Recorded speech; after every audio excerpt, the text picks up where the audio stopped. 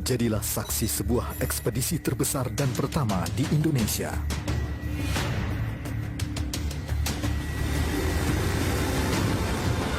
Menjelajahi udara dari Sabang dan Merauke.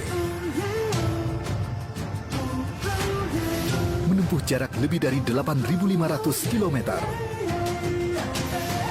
Melintasi lebih dari 50 kota. Membawakan keindahan dan keragaman Indonesia dari angkasa untuk ratusan juta pelanggan Telkomsel. Dalam tayangan streaming interaktif selama 30 hari. Didukung satu koneksi handal, broadband Telkomsel. Ikuti perjalanannya di website Telkomsel Elang Nusa. Bu, sabun! Cuman segini. Emang cukup? Iya, ini adalah shower gel konsentrat. Cukup 1 tetes untuk perlindungan dari kuman. Baru Lifebuoy Shower Gel Konsentrat dengan Active Natural Shield. Cukup 1 tetes, busanya dapat mencapai bagian yang sulit dijangkau, memberikan Anda perlindungan 10 kali lebih baik dari kuman. Baru Lifebuoy Shower Gel Konsentrat.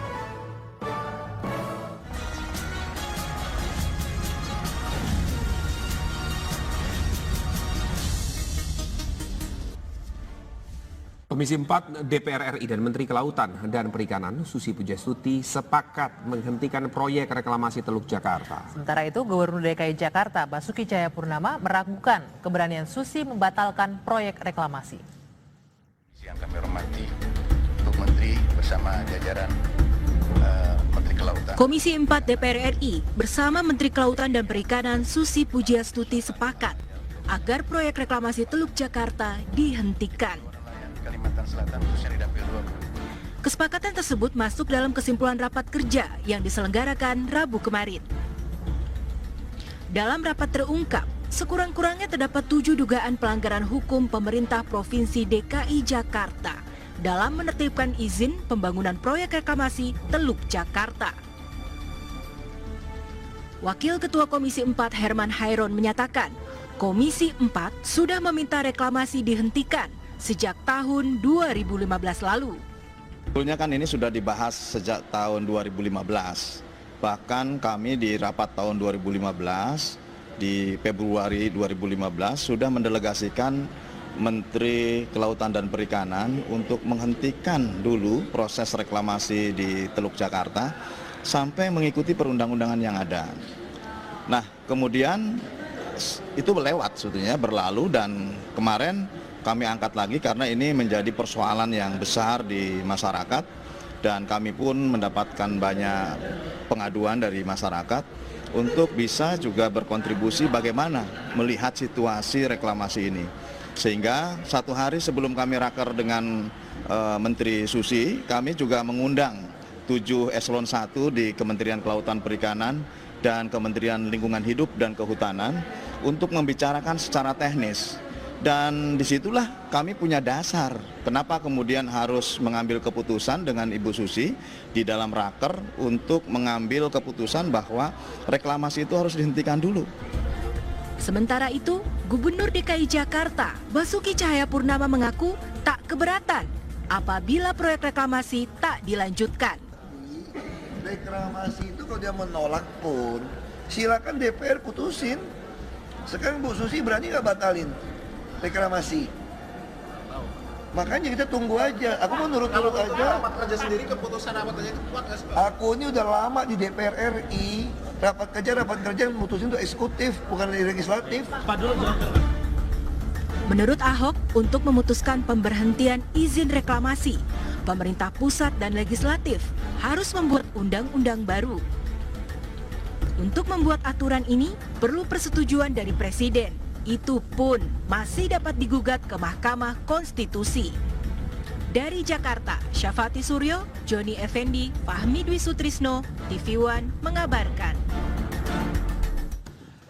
Ya, pemirsa, pemerintah dan DPR telah sepakat menghentikan proyek reklamasi di seluruh Indonesia. Apa dasar penghentian tersebut? Kita akan segera berbincang dengan Edi Prabowo, Ketua Komisi 4 DPR RI. Selamat sore, Mas Edi.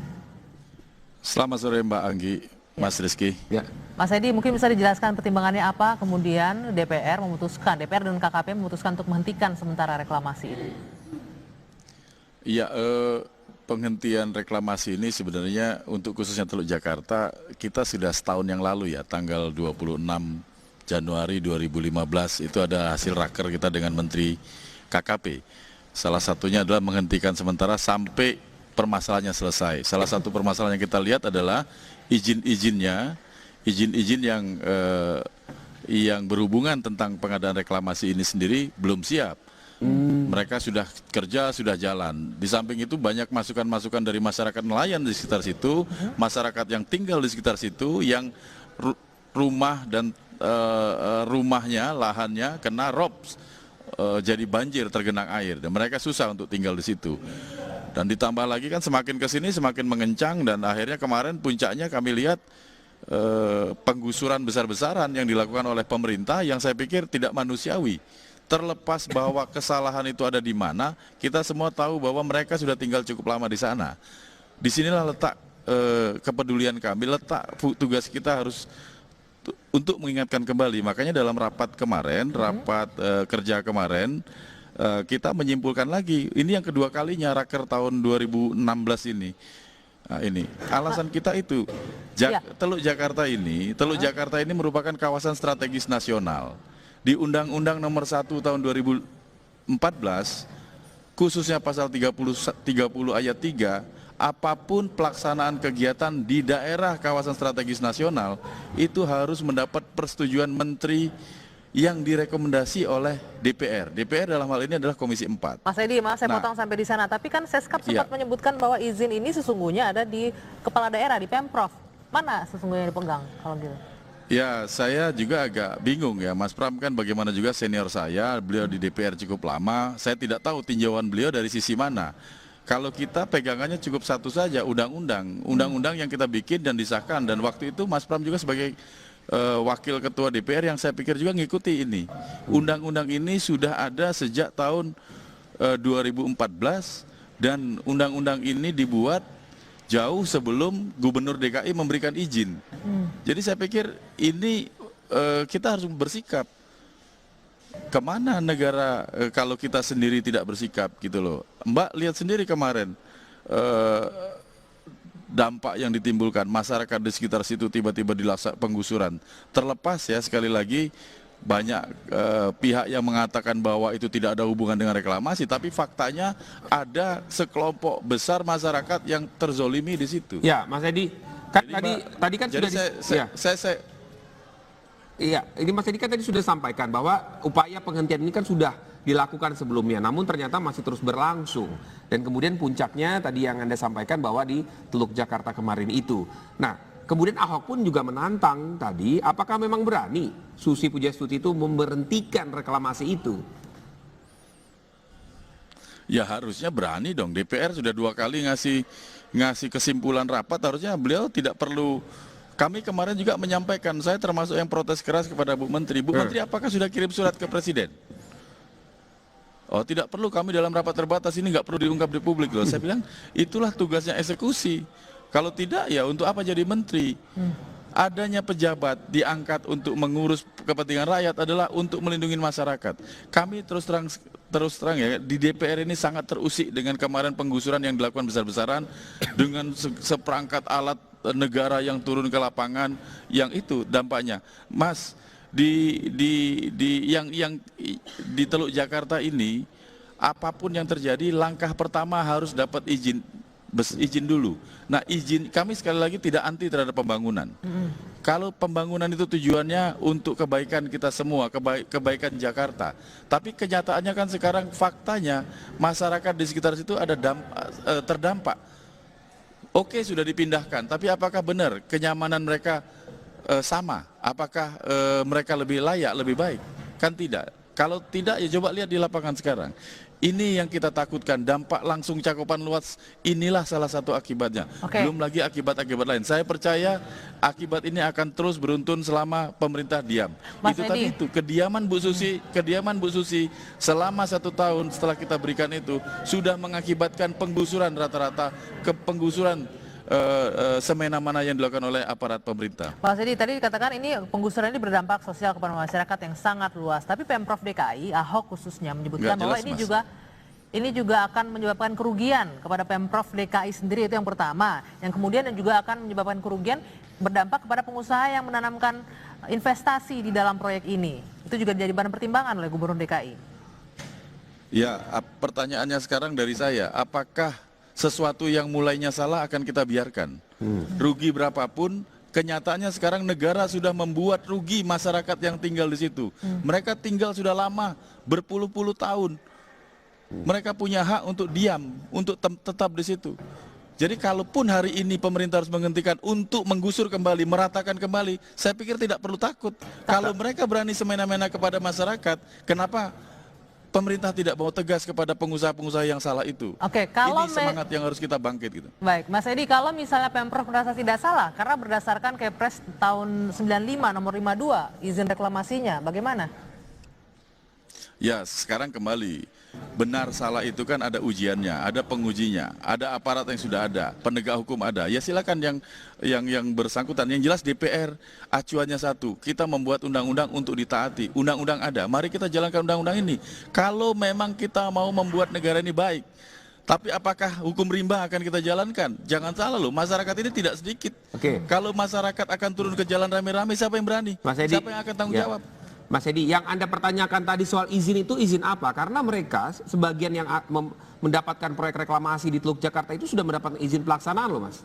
Sudah ada izin pelaksanaan. Loh Mas, izin pelaksanaan itu ada aturannya Mas. Undang-Undang nomor 1 2014 pasal 30 ayat 3 itu jelas. Izin pengalihan kegiatan segala macam di dalam zona strategis nasional harus mendapat izin menteri yang direkomendasi oleh DPR. Itu jelas dibuka ayat itu. Nah, undang-undang ini dibuat di DPR tahun 2014.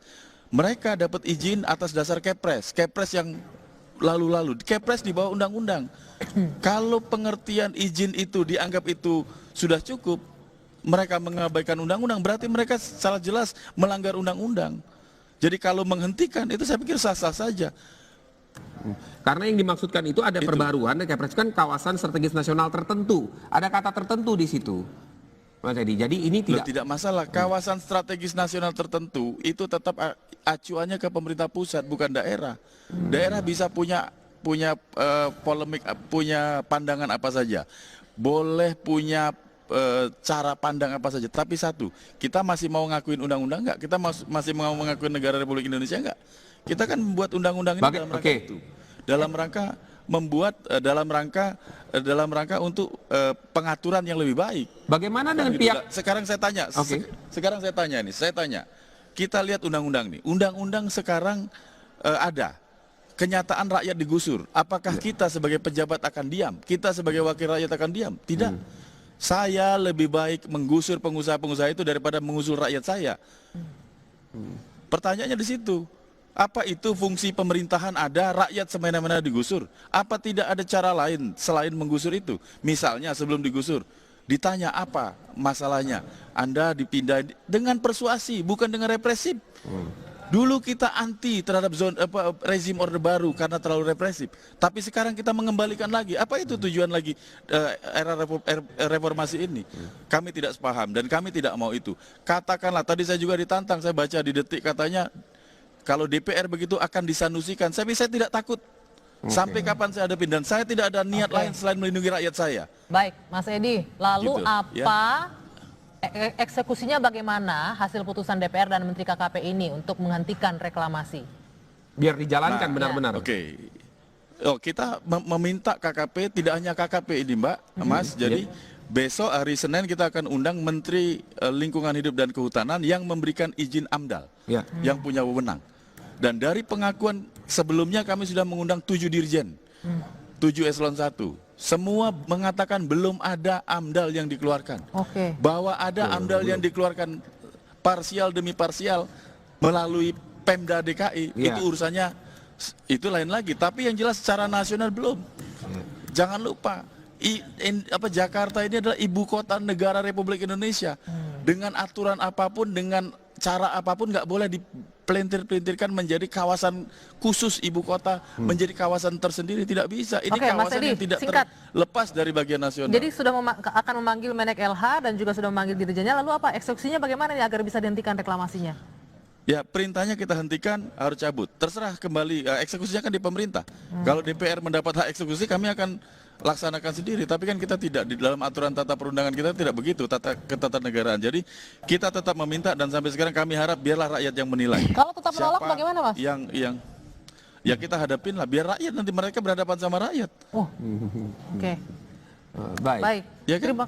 Baik. Gitu. Terima kasih Mas Edi Prabowo atas waktunya di Kabar Petang. Selamat malam.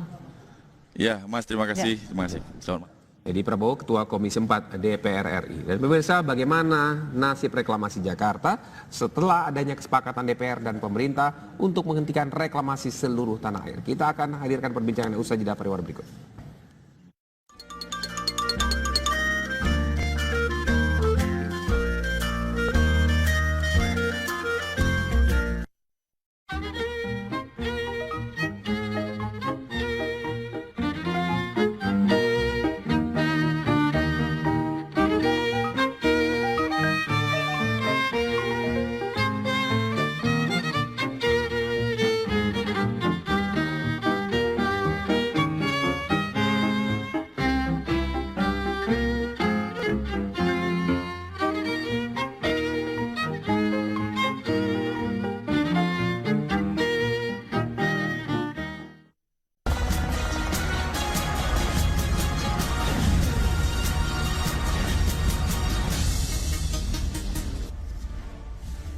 Kalau mau bebas diabetes, harus mulai dari sekarang.